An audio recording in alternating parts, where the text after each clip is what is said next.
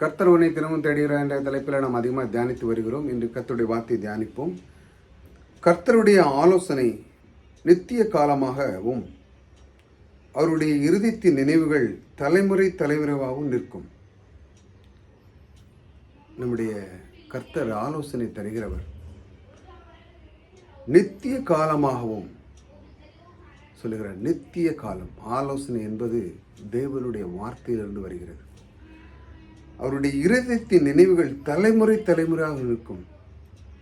அவருடைய இருதயத்தின் நினைவுகள் உங்களுடைய வாழ்க்கையில் தேவனுக்கு இடம் கொடுக்கும்போது தேவனுடைய இதயத்தின் நினைவுகள் எப்படி அவர் உங்களை நேசிக்கிறது போல நீங்கள் அவருடைய வார்த்தைகளை நேசிக்க ஆரம்பிச்சிருவீங்க.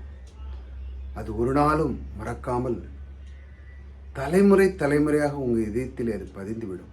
தேவனுடைய வார்த்தை அவர் உங்களுக்கு ஆலோசனை கர்த்தராக இருந்து உங்களுடைய வாழ்க்கையில் எல்லாமே செய்கிற வல்லவர் உங்களோடு கூட இருக்கிறார். ஆகையால் இந்த ஆலோசனை கருகிற கர்த்தரை நீங்கள் ஒரு நாள் விட்டுவிடாமல் தேவன் உங்களுக்கு ஆலோசனை கர்த்தராக இருக்கிறார்.